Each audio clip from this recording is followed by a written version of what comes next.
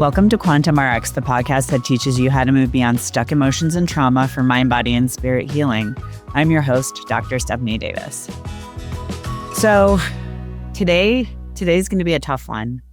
I am coming to you very raw and angry because I am, quite frankly, just really effing fed up with society right now. So this is how it started. 24 hours ago at this time, I was, going about my day pretty normal. And then we got a notification from our school district. And as we were supposed to be taking our children to their Christmas choir, we got a notification that our school district was being shut down because of threats. And it wasn't, obviously it affects our local area, right? But then I started hearing from other people that I know, and the school district that we used to live in Minnesota, they were shut down too. And quite frankly, I'm just like, what the AF? Like, what is going on?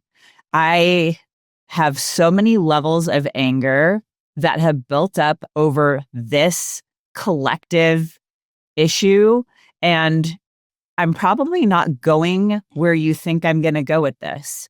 I don't think that this is a problem of gun control. I don't think that this is there's a political problem, but it's widespread politics. It is not like where you stand on some of these issues. What we really have in this country is a mental and emotional health problem that is underlying the underpinning current of all of this stuff. And nobody seems to care. People really only seem to care about their opinions and their views of the world and religion, politics, all of that stuff. And quite frankly, I am just so over it. I've had a slow build and a slow burn over probably the last 5 years. And I'm really over it. It was a slow burn for the last while, and I always find a way to come to terms with it and move on.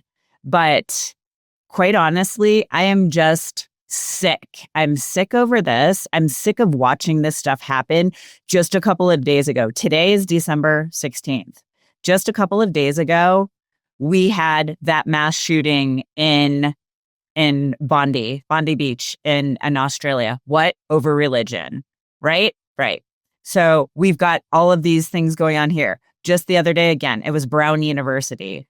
When are we going to get over ourselves and respect others and just care about other people and not get into these spaces of dogma and I'm right and you're right? So yes, I am very, very, I want to swear so bad right now. Like the F-bomb could come out every other word for me right now because I am that mad because I'm just sick of it. I'm going to tell you guys a little story when I finish the intro here, because that's what we're doing right now. So yeah, like I said, I'm coming to you raw and angry. I'm just so sick and frustrated with all of the garbage happening, largely in the US, but it's across the world. We just happen to be the poster children for becoming numb to societal issues like mass shootings and killing of children and, all of these things. Like, driving down the road,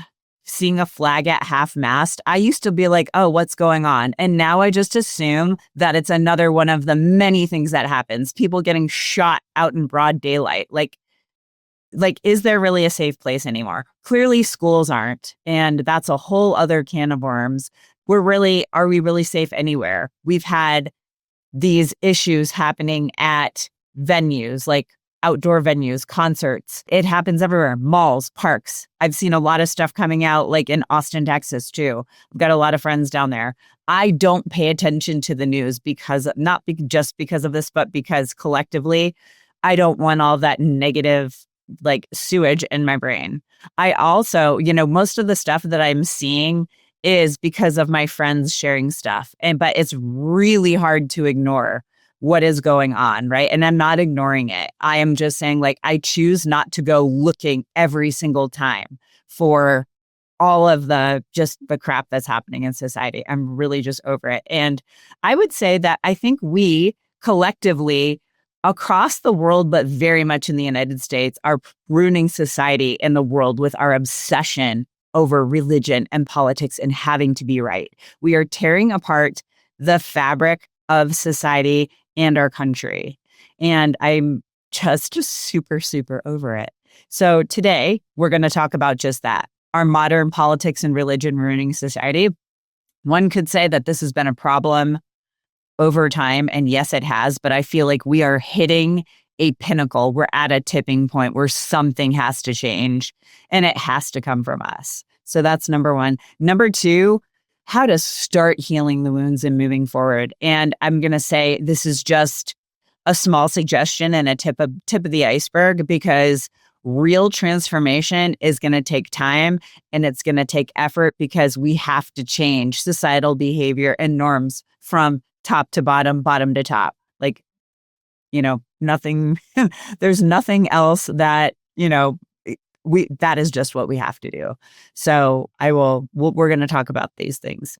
So if you are curious as to if you have any stored emotions or trauma that might be causing your illness, preventing you from achieving your goals, or even just showing up as the best, most authentic version of yourself, I invite you to take my free stored emotions and trauma quiz, and you will find that link in the show notes. So to get back to the story I was going to tell, this is not something that I have shared with many people, probably some of the people closest to me. But when I was in my 20s and even early 30s, because remember, I did not have my kids until I was 37 and 42.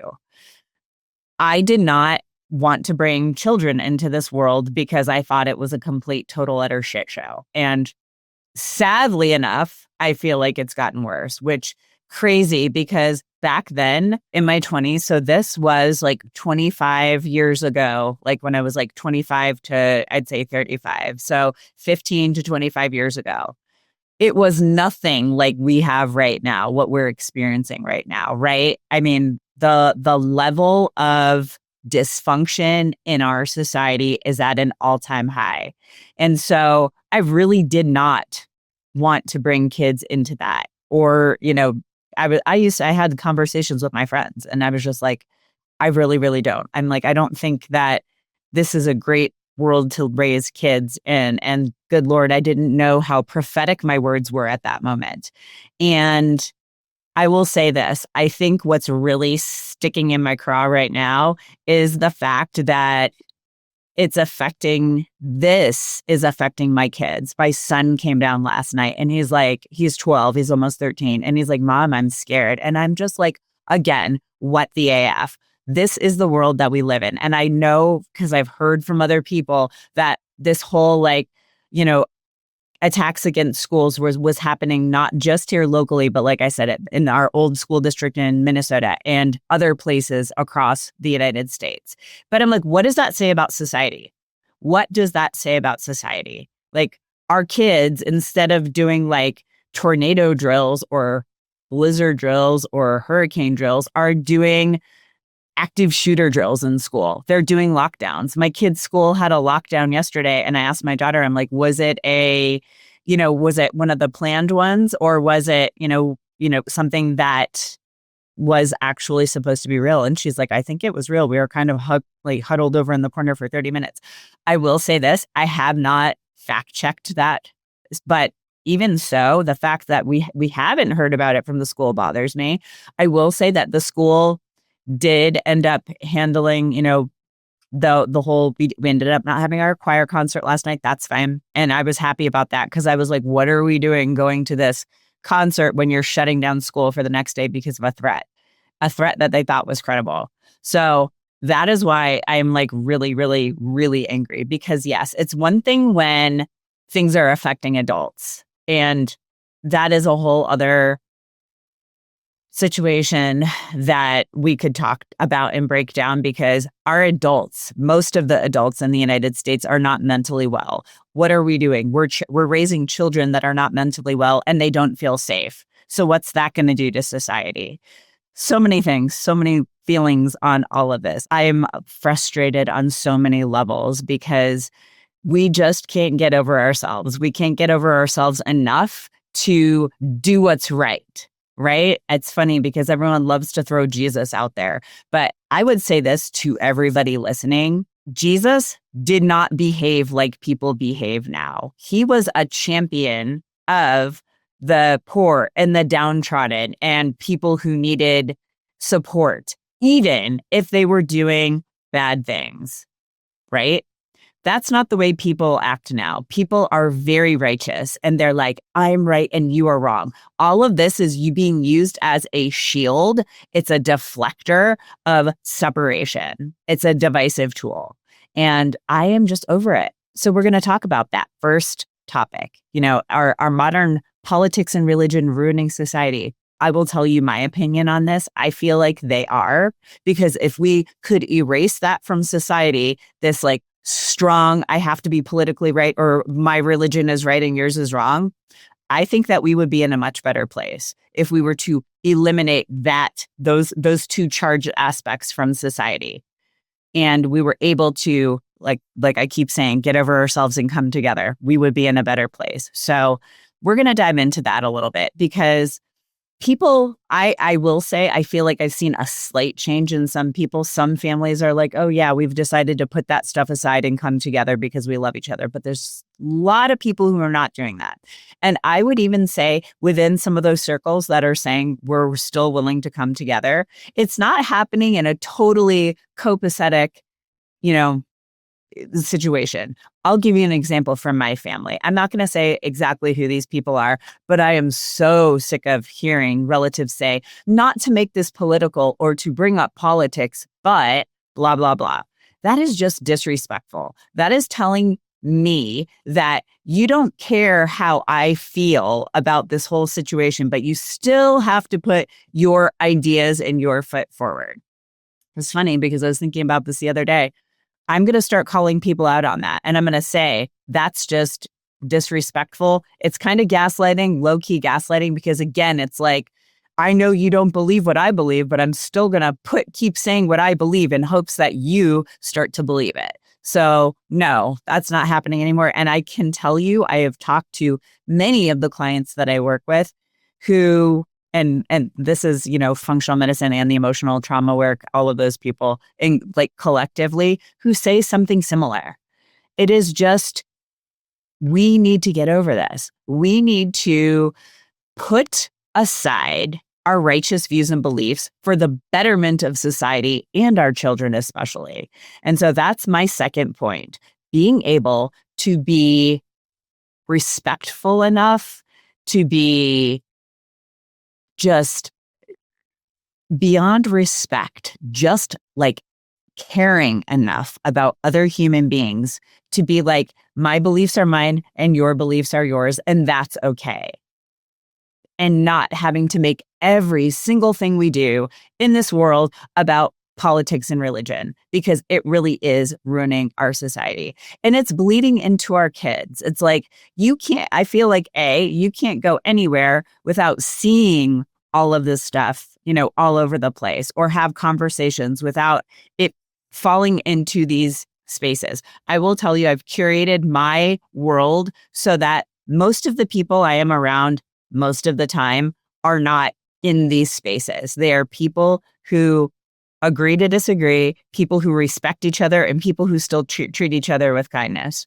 And when a topic is brought up that maybe somebody didn't mean to start going in that direction, we can table it. We can put it to the side. We can say, hey, maybe this is not the space or the time or the place to have this discussion.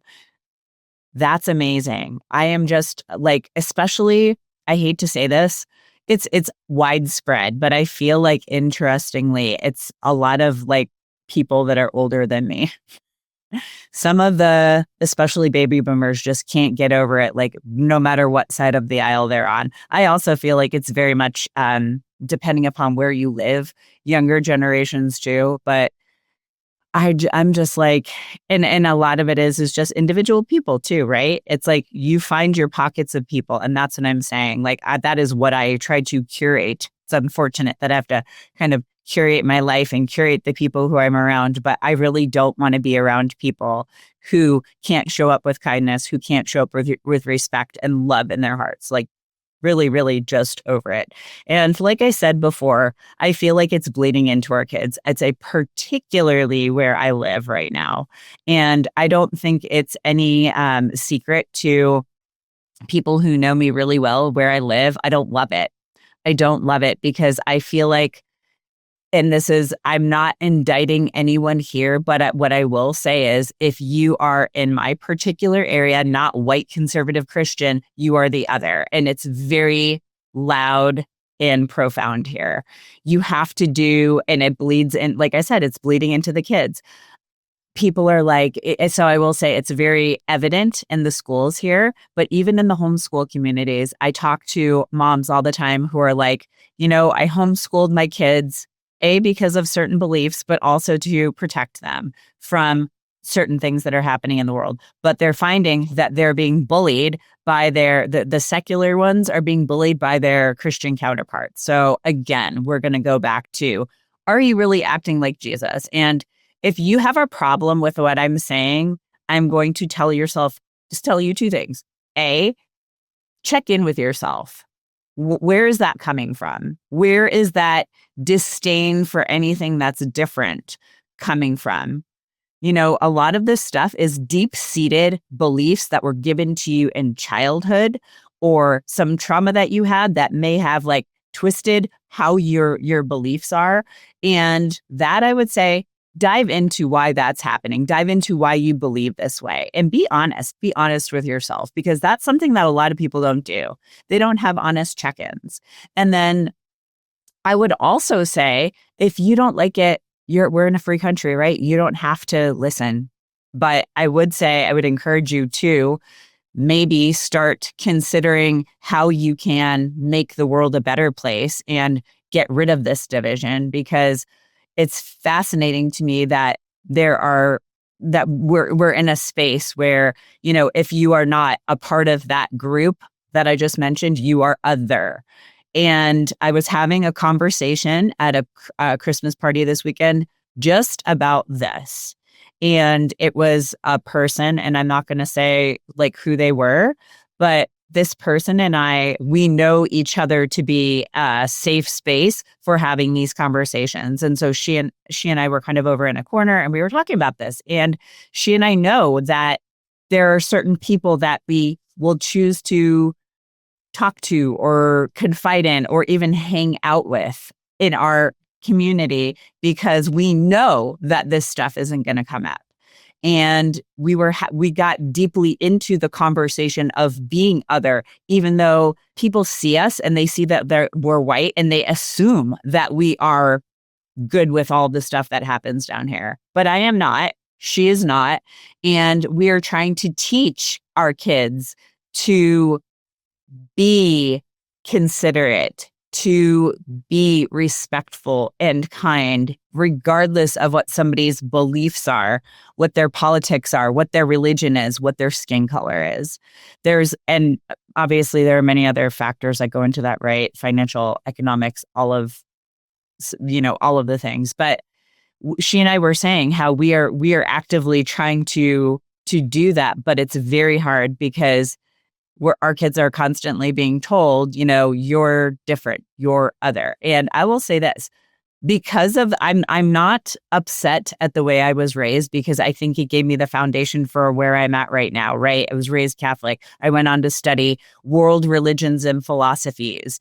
And like I've said before here, the big takeaways are that almost all of them say the same thing, right? The golden rule, basically treat others as you want to be treated, treat people with respect, treat people with kindness, treat people with love. You don't have to agree with them. You don't even have to like them, but it's just a common courtesy that we have none of really left in society. We don't have much of that anymore. And so we're trying to teach our kids this, but I also don't want to ever force any of my views on my children, because I know that them just living in the same household with me, just the way neuroplasticity and our brains work, they're going to be picking up on little things regardless. But I always catch them, like I've said before, when they're parroting me, when I hear them say something that sounds like a belief that came from me, I catch them and I say, hey, you need to learn about this and make up that decision for yourself. And your decisions and your ideas and your philosophies are free to change as you change and grow. And that's great, because I've been all over the spectrum. When I was younger, I used to be a little bit more conservative. Then I became more liberal. And then as I became older and had kids, I found myself firmly in the middle, because I've been in the middle on almost everything in my life, because I have the ability to put myself aside and try to see, different points of view and respect other people's points of view. And I'm sorry if I sound real fired up, and I know that, but like this, I am just, last night was a tipping point for me with all of this stuff going on, because it's affecting our kids, and something's got to change. Something really, really has to change. And so again, I'm just going to say, we as a society need to change. We need to heal. We need to repair, sew, mend the fabric that has been destroyed in the last, I would say, 10 years or so. But I feel like, again, that was something that was like a slow build. And the way that we do this, how we're going to heal those wounds and move forward, is going to come first and foremost, like I said, by us taking responsibility. I've said that a million times. It's been a theme that's been in the last several months worth of podcasts. And again, I'm going to reiterate, this is just a small suggestion to cultivate some conversation, put ideas out there, get us moving in the right direction, because we have to have a real widespread societal transformation. And that only comes from changing behavior and norms, like I said before, top to bottom, bottom to top, like across the board. Because I have a news flash: the government's not going to do it. Big business is not going to do it. They all benefit from having division. I can't say this about religion, because I do know some people who go to churches that sound lovely, but I also do know that there's still a lot of them out there that do kind of thrive on more of a divisive take, more of a fire and brimstone, doom and gloom, God doesn't want you to be happy take. So I will say, like, I don't want to lump religion completely into that, but there needs to be a reality check in that arena too. So like I said, number one, take responsibility, because everything starts with us and how we show up every single day as human beings. And this is a big one, because I have felt this. It's like a tug, it's a pressure, it's a push and pull. The last 6 months, I kind of go through seasons where I feel it more. And I felt like before yesterday, I was starting to come out of it. I was feeling more like my usual optimistic but realistic self. And yesterday kind of like flipped that on its head. I am very frustrated right now. And because we are not taking responsibility. And I will say, it's very difficult sometimes when you are feeling the challenges and feeling the weight of this and the magnitude of it all. It's hard to see things that see things going on in the world that you don't agree with and be like, okay, I'm going to meet this person with grace. That is a difficult task. And I will be the first person to say, I have opted sometimes to not say anything, like to keep my mouth shut. The old adage, if you don't have anything nice, don't say anything at all. I've opted to do that in situations recently because of how I feel, because I don't want to add to it, but like some of those internal feelings just didn't feel good. And when I am in those situations, I just go back to a place where I can find gratitude. If I can find gratitude for something, anything, I can change the way I feel and I can change my physiological state. So I do that, but also just taking responsibility. That means doing an honest check-in with yourself and seeing where you can do better. Because I do this all the time. And I know that I personally have had a lot of frustration with where I live, and it's made me kind of retreat. And I will also say that I want to do better in some of those situations, right? I shouldn't say some of them, all of those situations. But when I choose to retreat, it's because, like I said before, I don't want to add fuel to the fire or make things sound, make things worse than they are. I'm choosing, I don't want to say to take the high road, but I'm choosing to not, like I said, dump fuel into an already charged situation. And so sometimes what I will do, like I said, I will just default to not saying anything. But what I have decided, kind of moving forward, and this is something I kind of came to the other day, was getting out there more and spreading this message, taking responsibility, treating each other with kindness and respect, meeting people where they're at, and also letting them know that not everyone believes what you believe, and that's okay. And you don't have to make everything about your beliefs, because I will also say this, when you make everything about your beliefs, you lose yourself. And I know these people probably think the opposite, but when everything is about your belief system and you wear it on your sleeve, that does become a problem and you do tend to lose yourself. Again, that's like an identity thing and another topic for another day. But I'm just saying, like, we need to start, take responsibility. It does start with us. And one of the main reasons or biggest ways we can do that is living by the golden rule, right? Treat others with respect and kindness and the way that you want to be treated. Treat them with grace. Like, I know the other day I had a moment where I was kind of pent up about some of this stuff, and there was a person in front of me, and the person was driving really, really slow, and I was impatient and frustrated, and come to find out that the person was doing that because they had a baby in the car. And I was just like, aware, right? Again, we don't know what's going on with other people's lives and what's going on, in the world. So meeting people with that grace. I was frustrated because that's how I was feeling. And that she had no idea. That had nothing to do with her. But she was probably dealing with her baby in the car because I could see the way she was moving. And so then I did like a little kind of apology, like, I'm sorry, I gave her an energetic and emotional verbal, I'm sorry, even though we were in two separate cars, because that's just the right thing to do, but like meeting people with love and kindness and taking responsibility for the fact that I was wrong in that situation, right? So another thing is, like, just remember, again, this giving people grace. People just want to be safe and loved, and we don't have that very much in the world anymore.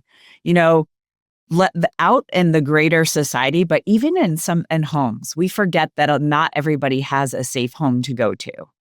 And we need to change this. We need to make society safer, and help, cultivate a world where people have safety and feel safe everywhere. A couple of other things: keep your mind open.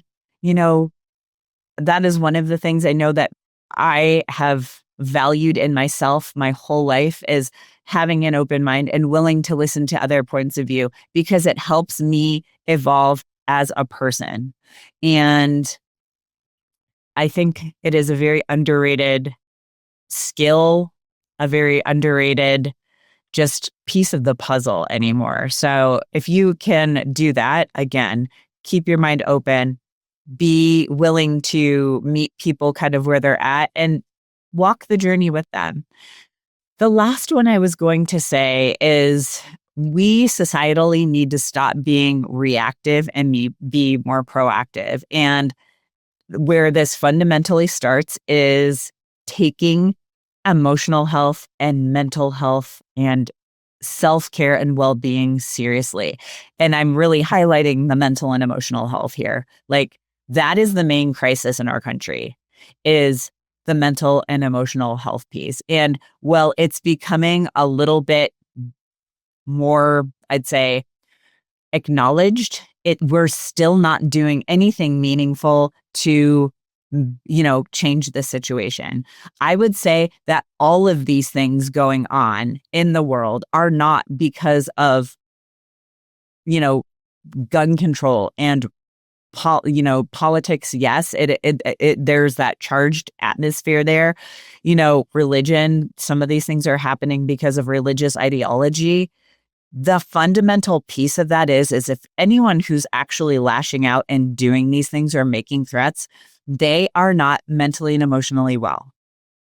That is the main problem. And like I said before, we're creating a society of kids who are scared, people who are scared. I mean, I can only imagine growing up right now. It's got to be tremendously difficult. And I hear that from the younger people I work with. I have a lot of tweens and teens and young, 20 somethings that I've worked with over the years, but like in the last 6 months or so, they're well aware of what's going on and they don't like it. They don't feel safe and they're not super happy or super thrilled, and they are coping with it in the best ways that they can. And a lot of people don't like it, right?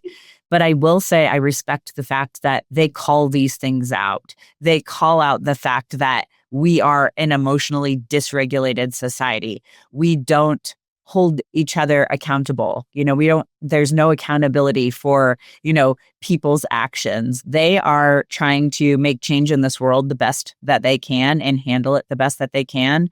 And it shouldn't have to be that way. If we all do our part and take responsibility and start working on ourselves, I would say that's the biggest thing. I think many of you know that in my practice, I have cut off functional medicine at the end of this year, December 31st, 2025. And so obviously you're hearing this in January, but if you on that day, if you are only wanting to do functional medicine, then I am referring those people out. Everyone in my practice that is a remaining functional medicine person, because that's a fraction of what I do now. The vast majority of what I'm doing is in the emotional and, emotional, spiritual, mental place, nervous system regulation, all that type of stuff. Those people had to agree to be willing to do something on that spectrum. I'm not going to push people to do something that's not comfortable for them. So I said, I will refer you to any of the many providers I know. But then also, I said, I'll meet you where you're at. If you're not ready to dive into the emotions or the trauma, we can start with basic nervous system regulation, because that is going to help. But we need everybody to be doing this. There are resources available, and it's taking the time to care enough about ourselves and other people to do the work in some way.